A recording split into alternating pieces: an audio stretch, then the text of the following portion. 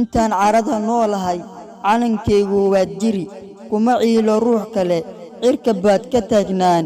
adigoo cisin qaba sharafna aad ku caan tahay calankaygu cirkaa weligaas hurnow